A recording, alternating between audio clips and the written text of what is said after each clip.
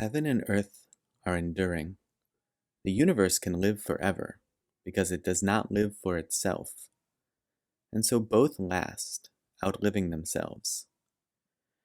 The sage guides his people by putting himself last. Desiring nothing for himself, he knows how to channel desires. And is it not because he wants nothing that he is able to achieve everything? All right, here in verse 7 of the Tao, we're back to this heaven and earth that we've been talking about in these last few verses. And quick recap on that. The take I'm pursuing in these talks is that heaven and earth represent the consciousness, aka the heaven, and then the earth, meaning literally physically the earth, but also everything physical, right? So all of the other planets or stars. So not heaven in terms of heavenly bodies when you look up at the night sky, but of that intangible aliveness that participates in this world, and coupling that with the physical, which is the place in which all of this is happening. And so this verse very plainly says the universe can live forever because it does not live for itself. And another theme that we've seen come up in really all of the verses, but I haven't wanted to repeat it over and over and over again every single time a verse ends, is how untrained we would have to become from what we've received in the Western world, or maybe most of the world at this point, whereby we are constantly trained to live for ourselves, to gain clout, especially with the rise of social media and how many followers can you gain. And the funniness of the fact that this is going on a YouTube channel is not lost on me. But think about that for a moment, that peeling back the layers and not always living for yourself and pursuing more and more of what can I gain from this? I guess maybe a more accurate way to put it is the capitalist mindset of it is all in pursuit of enriching myself with money. There are other ways to enrich yourself, but particularly dangerous as it pertains to this verse of the Tao, I would say, is that sheer pursuit of I want more money to engorge myself with perceived wealth, which we can talk a whole other time about the perception of wealth versus gaining money, but I'll leave it at that for now. But going back to this verse, so both last, outliving themselves, it says. And here's a first indication of a lot of people fear what comes after life because you inevitably know that you're facing it and that it's going to happen and that it's coming, and is it just lights out?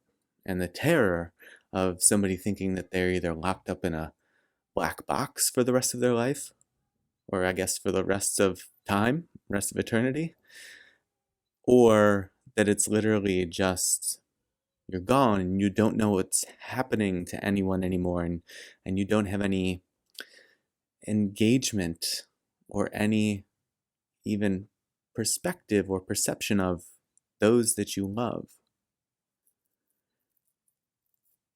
And so when we think about living ourselves and what can last, the Tao is very, very forwardly saying, focus on not living for yourself, because this is how the heaven and earth and the universe can live forever. They don't do it for themselves.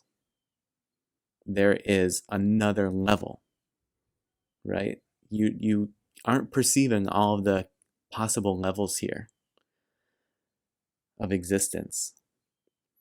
And when you can overcome the idea that in order to keep going, I must keep pursuing things for myself. Going beyond that allows you to go beyond and get into this space of outliving yourself. And as we've mentioned before, there are a lot of allusions in the Tao to what leaders can do. And I will just remind you that even if you aren't a political leader or a leader at a job or even in your family or in your friend group, you are a leader in your own life. You decide what you do at any given point in time. And you need to remind yourself of that agency and that reality, and that anything leadership focused applies to anyone because you are the leader of your life. And so in this way, putting yourself last is how the sage guides people. Desiring nothing for himself, he knows how to channel desires. So one of the ways, or one of the things that I take this to mean, is that when you are too caught up in the self-desires, when you are too caught up in your own desires or pursuing, say, managing the desires of others, or whatever it may be, it can be hard for you to have a clear view of your own actual desires and the desires of others. And if you can extricate yourself from being entangled in that, it gives you, say, a bird's eye view and a perspective from which you can more accurately see and understand those things. And this allows you to be a better leader. And again, that can mean for other people or just for yourself. And this nice, short, succinct verse ends with, "Is it not because he wants nothing that he is able to achieve everything?" Think about the enduring impact of, I was going to say mindless expectations, but really any expectations, but I think a lot of expectations become mindless in the sense that they become another habit. You get in the habit of having expectations of the way certain things should be and what you should achieve and what you should pursue. And then all of those things that I just said, also for your family members and for your friend groups, right? You have ideas of how your family members should be, what they should pursue, and for your friends and for your coworkers maybe, and maybe for the people who you manage, maybe for your bosses. And so wanting all of these things or having all of these expectations and all of this baggage that you're dragging around incessantly for really no reason other than to give you some friction. And yes, I was literally doing that with my hands. Friction. That gives you this sort of grittiness in life, but grit has become a popular positive term. I mean it in terms of it causes this, yeah, I guess friction is the best way to put it. It doesn't allow you to just cleanly, smoothly, more effortlessly flow yourself through life. It gives you all these points of contention that you have to deal with because yourself or others or other circumstances like the weather or a piece of metal, a car, a vehicle, are not doing the thing that you thought that they should do in any particular instant. And the Tao is saying one way to actually be at peace and achieve everything is to let go of your wants. The Tao is setting a very high bar here. Want nothing, right? That's an extreme, wanting nothing. So maybe it's something to consider.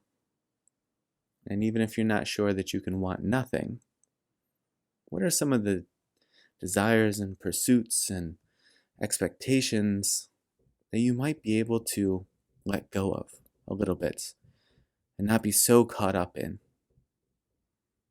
Things that you're just dragging around for no good reason that aren't serving you or anyone else, in any way that seems to align with the Tao.